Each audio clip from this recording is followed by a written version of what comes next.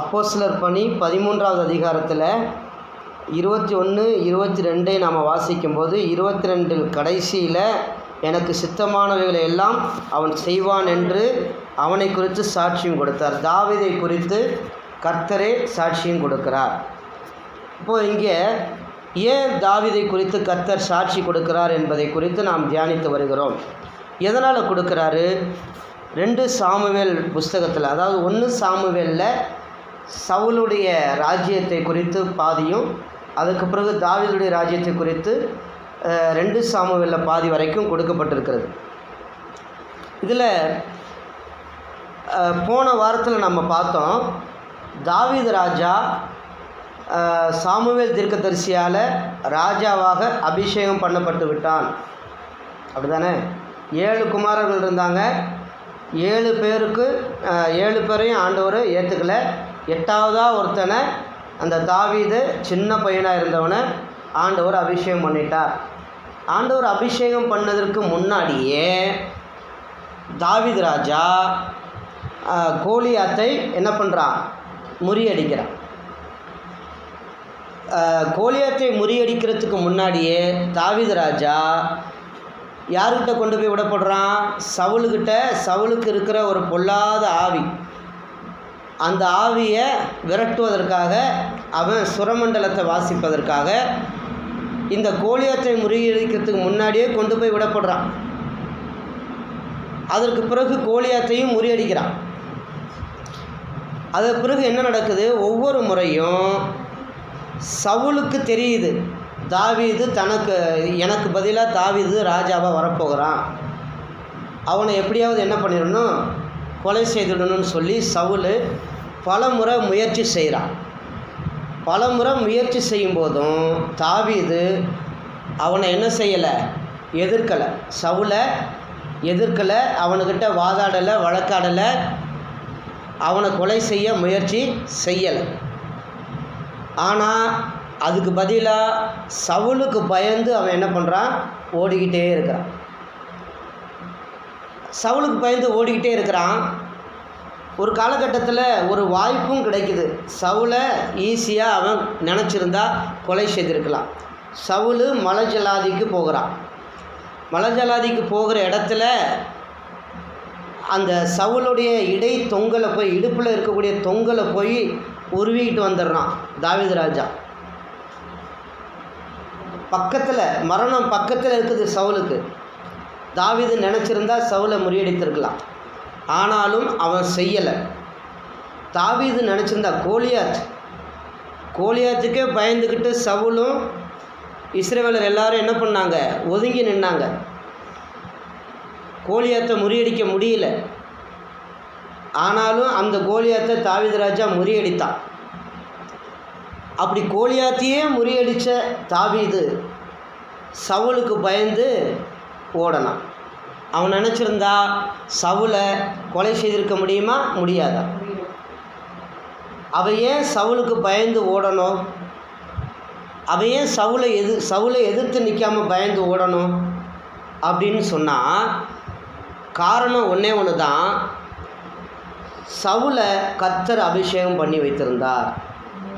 சவுலை கர்த்தர் ராஜாவாக அபிஷேகம் பண்ணி வைத்திருந்தார். அந்த ஒரே காரணத்தினாலேயே கர்த்தர் அபிஷேகம் பண்ணினவனை நான் தொடக்கூடாதுன்னு சொல்லி அவன் கடைசி வரைக்குமே தொடாமல் இருந்தான் என்பதை நாம் பார்த்தோம். அப்போது தாவீது ராஜா கர்த்தருக்கு பயந்தவனாக இருந்தான். தாவீது ராஜா வாய்ப்பு கிடைக்கும்போது அவன் நினச்சிருந்தா, ஏற்கனவே கர்த்தர் என்னை அபிஷேகம் பண்ணிட்டார், நான் உடனே போய் சவுலுடைய சிங்காசனத்தில் நான் உட்காரலாம், வாய்ப்பு இருக்குது. ஆனாலும் அவன் அந்த சவுலுடைய அரண்மனையில் போய் சிங்காசனத்தில் அவன் உட்காரலை. ஆனால் இன்றைக்கி என்ன நினைக்கிறாங்க? அண்ணன் எப்படா சாவான், தின்ன காலியாகும்னு சொல்லிவிட்டு வாய்ப்பு எப்படா கிடைக்கும்னு பார்த்துக்கிட்டு, கிடச்சிதுன்னா நம்ம போய் அந்த சீட்டில் உட்காந்துருவோம்.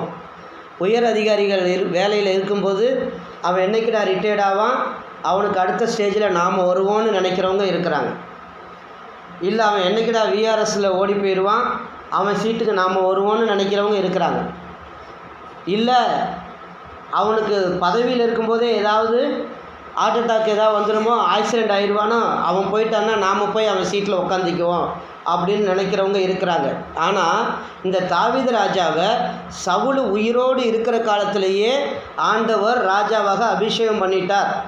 அபிஷேகம் பண்ணினாலும் அவன் ராஜாவாக தன்னை நினைக்கவே இல்லை, கடைசி வரைக்கும் நினச்சி கூட பார்க்கல.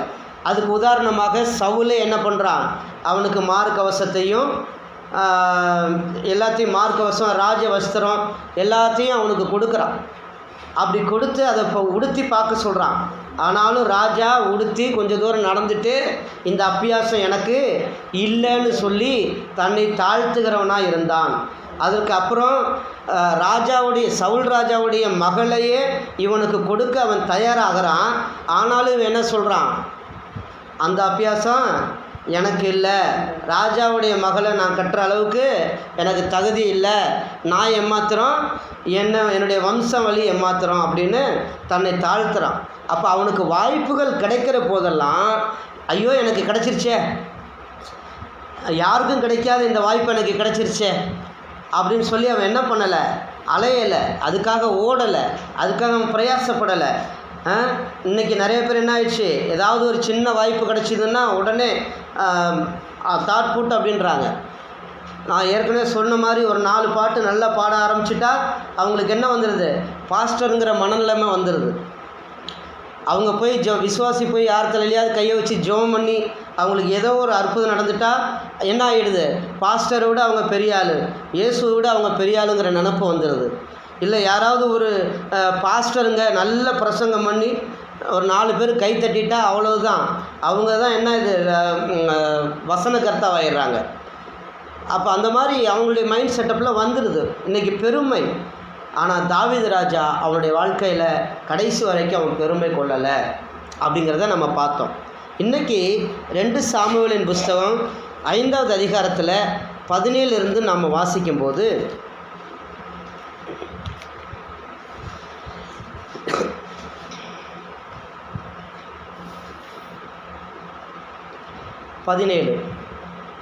தாவீதை இஸ்ரவேலின் மேல் ராஜாவாக அபிஷேகம் பண்ணினார்கள் என்று பெலிஸ்தர் கேள்விப்பட்ட போது, சவுல் இறந்து போகிறான்.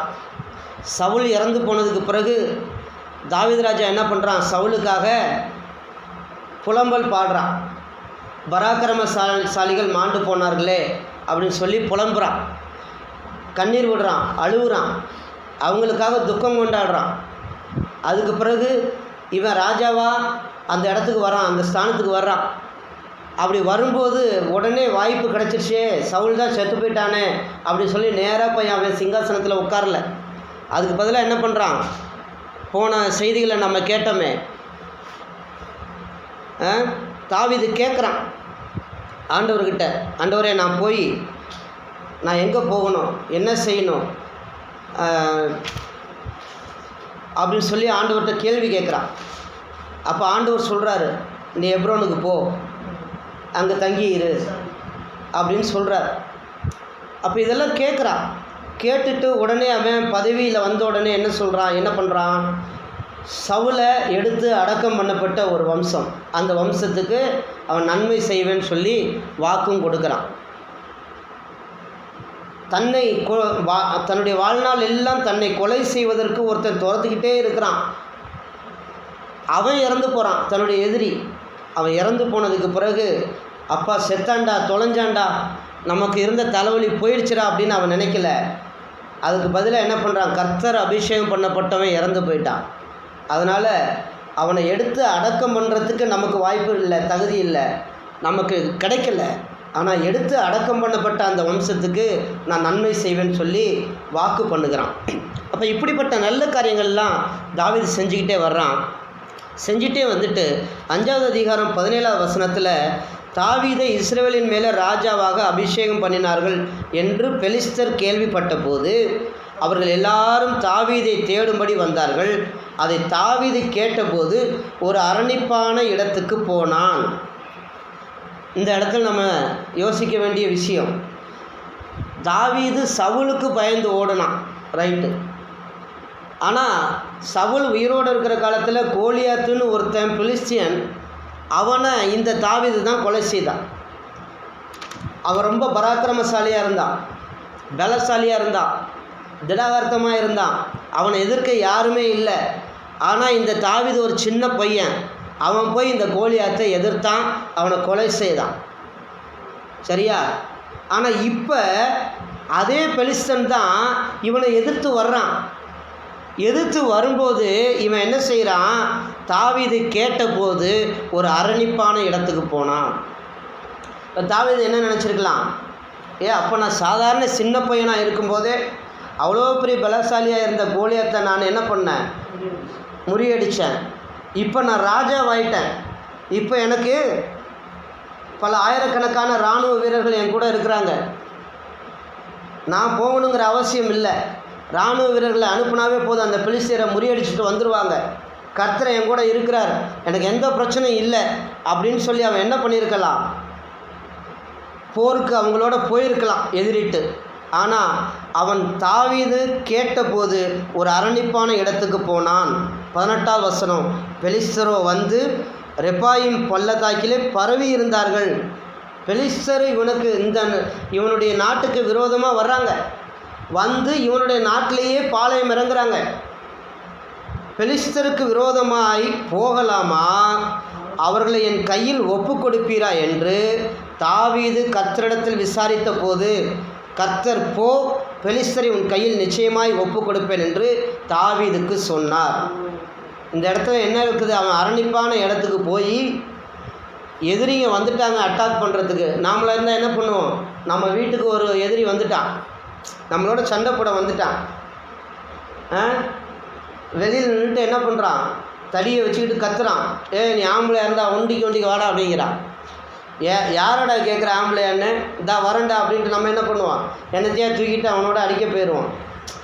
இதே நீ கதவை சாத்திக்கிட்டு உள்ளார உட்காந்து அவன் கத்திக்கிட்டே இருக்கிறான், பொறுமையாக நீ உட்காந்துன்னு வச்சுக்கோ, அவன் இன்னும் என்ன பண்ணுவான், நீ ஆம்பளையாடா, நீ அந்த பையடா இந்த பையடா, வீட்டுக்குள்ளார ஒதுங்கி கிடக்கிற, ஏன்டா ஒளிஞ்சிட்டு கிடக்கிற, அப்படி இப்படின்னு கத்துவானா கத்த மாட்டானா.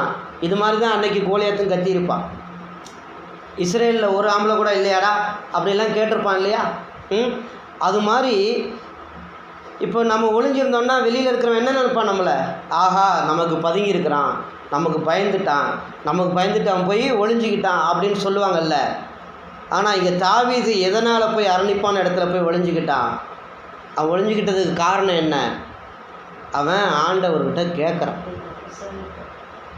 எதிரி என்னை அடிக்க வர்றான், அட்டாக் பண்ண வரும்போது கூட அவனை நான் திருப்பி அடிக்கலாமா வேண்டாமான்னு ஆண்டவர்கிட்ட போய் கேட்குறான் ஃபஸ்ட்டு. நாம் அப்படி கேட்போமா? மீஷோவிலையும் அமேசான்லேயும் ஃப்ளிப்கார்ட்லேயும் ஒரு 100 ரூபா கையில் வந்துருச்சுன்னா ஆர்டர் போடுறதுக்கு முன்னாடி நம்ம கேட்போமா, இது எனக்கு தேவையாண்டவரே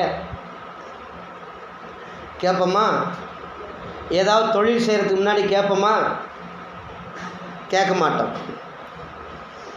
அப்போது தாவீது கேட்குறான், பெலிஸ்தருக்கு விரோதமாய் போகலாமா, அவர்கள் என் கையில் ஒப்பு கொடுப்பீரா என்று தாவீது கர்த்தரிடத்தில் விசாரித்த போது, கர்த்தர் போ, பெலிஸ்தரை உன் கையில் நிச்சயமாய் ஒப்பு கொடுப்பேன் என்று தாவீதுக்கு சொன்னார். 20ஆம் வசனம், தாவீது பாகால் பிராசிமுக்கு வந்து அங்கே அவர்களை முறியடித்து தண்ணீர்கள் உடைந்து ஓடுகிறது போல கர்த்தரின் சத்துருக்களை எனக்கு முன்பாக உடைந்து ஓட பண்ணினார் என்று சொல்லி அது நிமித்தம் அந்த ஸ்தலத்திற்கு பாகால் பிராசிம் என்று பெயரிட்டான். அங்கே பெலிஸ்தர் தங்கள் விக்கிரங்களை விட்டு ஓடி போனார்கள், அவைகளை தாவீதும் அவன் மனுஷரும் சுட்டெரித்தார்கள். அப்போ ஆண்டவர்கிட்ட கேட்டுக்கிட்டு போகிறான்.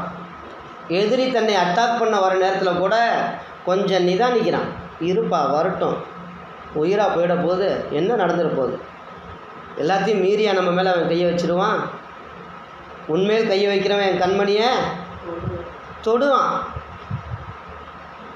அப்படின்னு சொல்லியிருக்குதுல்ல.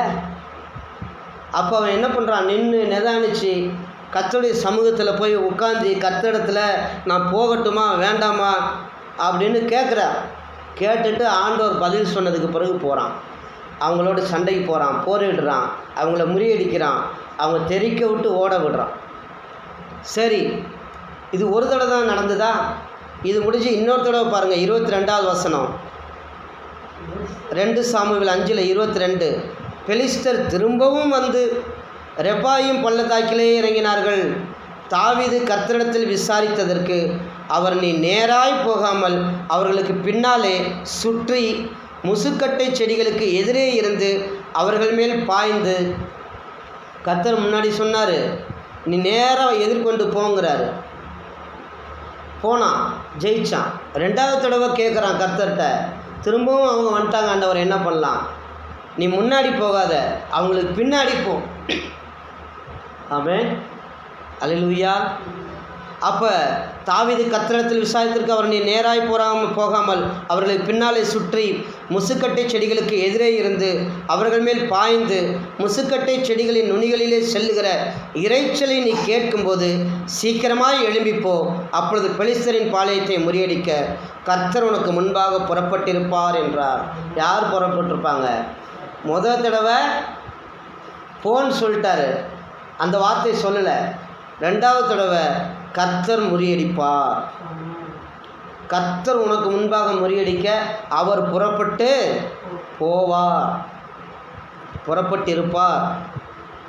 25வது வசனம் என்ன நடக்குது? கர்த்தர் தாவீதுக்கு கட்டளையிட்ட பிரகாரம் அவன் செய்து பெலிஸ்தரை கேபா துவக்கி கேசேர் எல்லை மட்டும் முறியடித்தான். ஆமென்.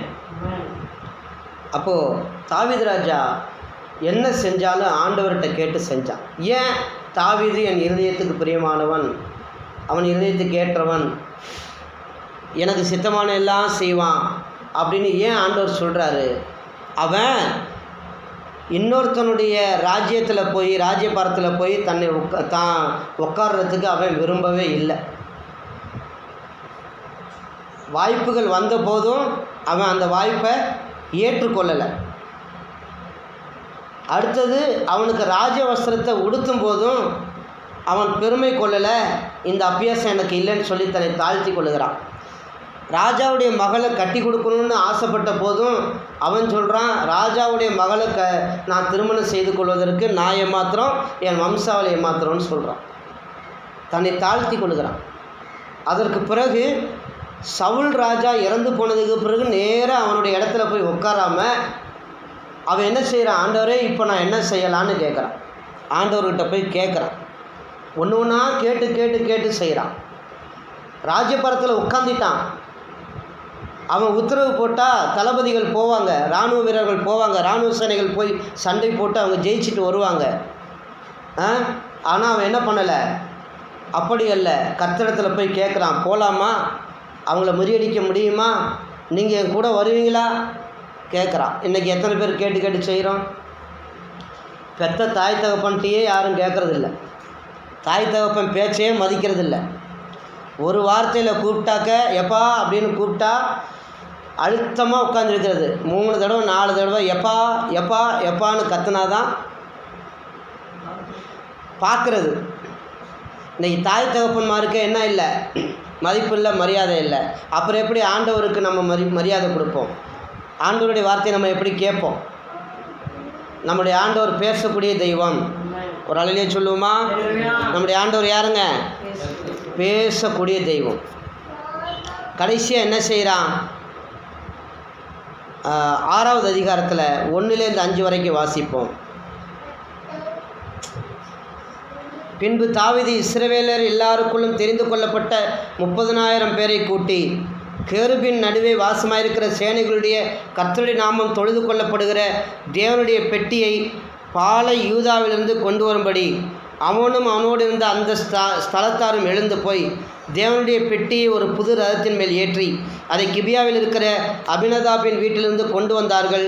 அபினதாபின் குமாரராகிய ஊசாவும் அகியாவும் அந்த புது ரதத்தை நடத்தினார்கள். ஆமென். அவங்க அந்த ரதத்தை என்ன பண்ணுறாங்க? கொண்டு வர்றாங்க. ரதத்தில் உடன்படிக்கை பெட்டியை ஏற்றி கொண்டுட்டு வர்றாங்க. 5வது வசனம் வாசிங்க. கொண்டுட்டு வரும்போது தாவீதும் இஸ்ரவேல் சந்ததியார் அனைவரும் தேவதாரு மரத்தால் பண்ணப்பட்ட சகலவித கீத வாத்தியங்களோடும் சுரமண்டலம், தம்புரு, மேளம், வீணை, கைத்தலம் ஆகிய இவைகளோடும் கர்த்தருக்கு முன்பாக ஆடி பாடி கொண்டு போனார்கள். இவன் ஒரு ராஜா தான், இவன் போகணுங்கிற அவசியம் இல்லை. ஏற்கனவே உத்தரவு போட்டாச்சு 30,000 பேர்கிட்ட போய் அந்த உடன்படிக்கை பெட்டி எடுத்துகிட்டு வாங்கப்பான்னு சொல்லியாச்சு. ஆனால் கூடவே இவனை என்ன பண்ணுறான், சுரமண்டலங்களை வாசிச்சுக்கிட்டு கர்த்தரை துதித்து பாடிக்கிட்டு வர்றான். அதுக்கு முன்னாடி அல்லேலூயா சொல்லுவோமா? நம்ம எவ்வளோ நன்மையை பெற்றுக்கொண்டாலும் கர்த்தரை துதிப்பதில் நம்ம இன்னும் சோர்வாக இருக்கிறோம். கர்த்தர் செய்த எல்லா நன்மையை நினச்சி நம்ம என்ன பண்ணணும், ஸ்தோத்திர பலிகளை செலுத்திக்கிட்டே இருக்கணும். தாவீது ராஜா டான்ஸ் ஆடினான் அப்படின்னு நாம் என்ன பண்ணுறோம், தாவீது ராஜா ரோட்டில் ஆடினா, நாம் சபையில் டான்ஸ் ஆடுறோம். இன்றைக்கி தைரியமான ஆளாக இருந்தால் ரோட்டில் போய் கர்த்தர் நல்லவர்னு டான்ஸ் ஆடி பாடணும், கைத்தட்டி. இன்றைக்கி சபையில் நம்ம என்ன பண்ணுறோம், பரிசுத்த குலைச்சலை பண்ணுறோம். கர்த்தரை துதித்து பாடி ஆடுறோங்கிற பேரில் அரைகுறை ஆடையோட வண்ண விளக்குகளை போட்டு நல்ல பிஏ சிஸ்டத்தெல்லாம் வச்சு பயங்கரமாக பண்ணுறோம். தாவீது அப்படி பண்ணலை. அன்னைக்கு மைக் இல்லை, மைக் செட்டில் ஆடியோ சிஸ்டம் இல்லை.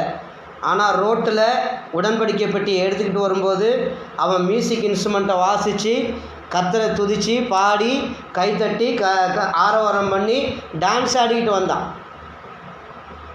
அல்லேலூயா சொல்லுவோமா? அப்போது அதே 6வது அதிகாரத்தில் 20-22 வாசிக்கும்போது, தாவீது தன் வீட்டாரை ஆசீர்வதிக்கிறதுக்கு திரும்பும்போது சவுலின் குமாரத்தியாகிய மீகாள் தாவீதுக்கு எதிர்கொண்டு வந்து, அற்ப மனுஷரில் ஒருவன் தன் வஸ்திரங்களை கழற்றி போடுகிறது போல இன்று தம்முடைய ஊழியக்காரருடைய பெண்களின் கண்களுக்கு முன்பாக தம்முடைய வஸ்திரங்களை உரிந்து போட்டிருந்த இஸ்ரவேலின் ராஜா இன்று எத்தனை மகிமைப்பட்டிருந்தார் என்றாள்.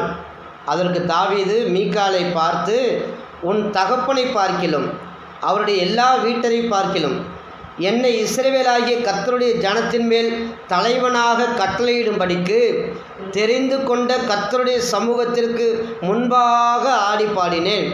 இதை பார்க்கிலும் இன்னும் நான் நீசனும் என் பார்வைக்கு அற்பனும் ஆவேன். அப்படியே நீ சொன்ன பெண்களுக்கும் கூட மகிமையாய் விளங்குவேன் என்றான். அவன் எப்படிப்பட்ட வார்த்தையை பதில அவனுடைய மனைவிக்கு சொல்கிறான். மீகாள் நினைக்கிறா, நீ எவ்வளோ பெரிய ராஜாயா, ராஜ சிங்காசனத்தில் உட்காந்து நீதி சொல்லக்கூடிய ராஜா, நீ உன் தகுதி எல்லாத்தையும் இழந்து விட்டு அப்படி அற்பமாக போய் என்ன பண்ணுற, இந்த ஜனங்களோட அந்த உடன்படிக்கை பெட்டியை தூக்கிக்கிட்டு டான்ஸ் ஆடிக்கிட்டு வர்ற உனக்கு அறிவு இல்லை? அப்பப்போ நான் வீட்டில் விழுவுமே, கையை கழுவிட்டு வந்தியா, காலை கழுவிட்டு வந்தியா அப்படின்னு பெண்களுடைய இயல்பு அது பேசுவாங்கள்ல, அது மாதிரி அவள் கேட்குறா, உனக்கு அறிவு இல்லை? நீ ஒரு ராஜாவாச்ச, இப்படி டான்ஸ் ஆடிக்கிட்டு வரைய அப்படின்னு. அதுக்கு தாவீது சொன்னதை பார்த்தீங்களா, நான் இதை பார்க்கல இன்னும் நீ சொன்ன என் பார்வைக்கு அற்பமானவன். இது மாத்திரம் இல்லை, இன்னும் அதிகமாக நான் செய்வேன். கர்த்தருக்கு டான்ஸ் மட்டும் இல்லை. அல்லேலூயா. அப்போ அந்த அளவுக்கு தாவீது ராஜா கர்த்தருக்கு முன்பாய் தன்னை தாழ்த்தினான். அதனால தான் ஆண்டவர் அவனை பார்த்து சொன்னார், தாவீதின் இருதயத்துக்கு ஏற்றவன், எனக்கு பிரியமானவன், அவன் எனக்கு சித்தமானது தான் செய்வான். இன்றைக்கி எந்த ஊழியக்காரரையாவது பார்த்து, எந்த விசுவாசியாவது பார்த்து, இந்த விசுவாசி எனக்கு சித்தமானது செய்யும், இந்த ஊழியக்காரன் எனக்கு சித்தமானது தான் செஞ்சுட்டு வர்றான் அப்படின்னு கர்த்தர் சாட்சி சொல்ல முடியுமா? அப்படி சொல்லக்கூடிய அளவுக்கு ஏதாவது 1% ஆளுங்க இருக்கிறாங்களா? நாமளாவது 0%லேருந்து ஸ்டார்ட் பண்ணுவோம். நாமளாவது முயற்சி செய்வோம் கர்த்தருடைய சித்தத்தை செய்வதற்கு. அல்லேலூயா. கர்த்தர் உங்களையும் என்னையும் ஆசீர்வதிப்பாராக. நாம் ஜெபம் பண்ணுவோம்.